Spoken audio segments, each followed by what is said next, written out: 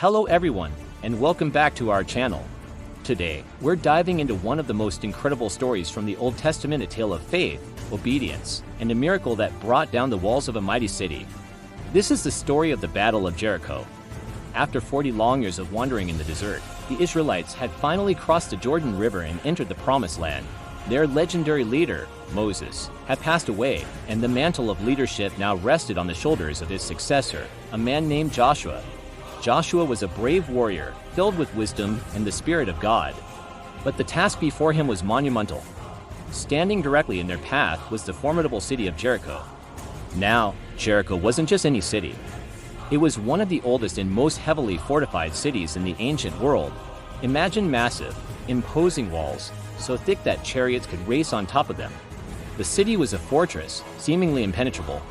Its gates were shut tight, barred against the approaching Israelites. No one went in, and no one came out. From a human perspective, taking Jericho looked like an impossible mission. The Israelites had courage, but they lacked the sophisticated siege engines and technology needed to breach such defenses. This is where the story takes a turn from a military campaign to a profound lesson in faith. As Joshua contemplated this daunting challenge, God spoke to him. But the instructions he received were unlike any battle plan a military commander had ever heard. God said to Joshua, "See, I have delivered Jericho into your hands, along with its king and its fighting men." Notice the past tense. God spoke of the victory as if it had already happened. Then came the plan. It was bizarre, to say the least. God commanded Joshua to have his army march around the city. Not attack, not build ramps, not try to break down the gates, just march. The armed men were to lead the procession. Following them would be 7 priests, each carrying a shofar, a trumpet made from a ram's horn. Behind the priests would come the Ark of the Covenant, the sacred chest that represented God's very presence among his people. And finally, the rest of the Israelite army would form the rear guard. The instructions were specific. They were to do this once a day for 6 straight days. And during this entire time, they were to remain completely silent. Not a word was to be spoken, no battle cry, nothing. The only sound would be the footsteps of the marching army and the blast of the 7 trumpets. Can you imagine the same? A silent army, circling a heavily guarded city, day after day.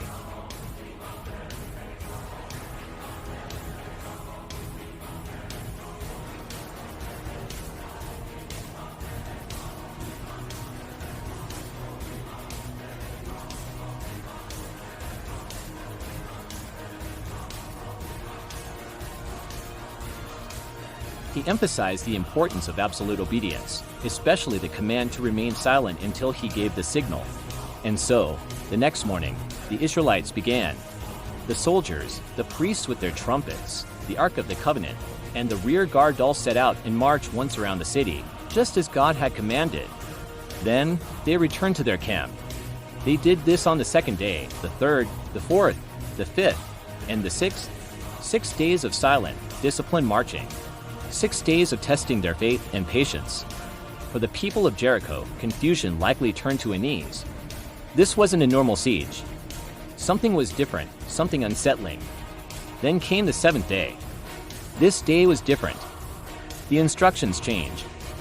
On this day, they were not to circle the city just once. They were to march around it 7 times. Imagine the endurance required, the heightened anticipation.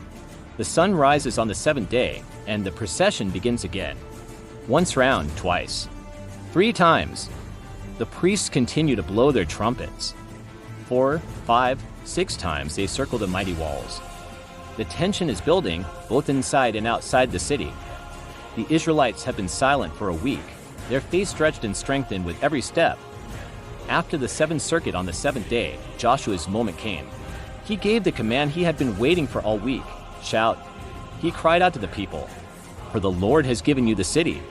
At that exact moment, as the priests blew a long, final blast on their trumpets, the entire nation of Israel let out a massive, unified shout.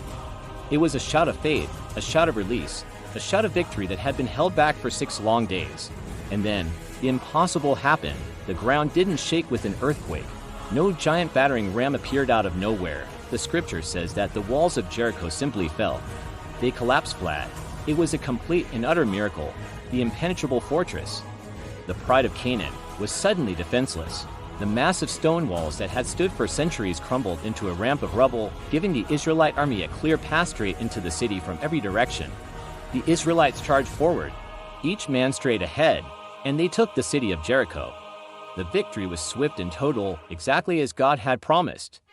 The fall of Jericho was a pivotal moment for the nation of Israel. It was their first major victory in the conquest of the Promised Land, and it wasn't achieved through military might or strategic genius. It was achieved through radical obedience and unwavering faith in God's power. The story of Jericho teaches us so much. It shows that God's ways are often not our ways. His plans can seem strange or illogical from our limited human perspective. The Israelites were asked to do something that made no military sense, yet their obedience unlocked a miracle. It's a powerful reminder that sometimes the biggest battles in our lives aren't won by fighting harder in our own strength, but by listening to God's direction and trusting His process. No matter how unconventional it may seem, it's a story about patience, discipline, and the incredible power that is unleashed when people unite in faith.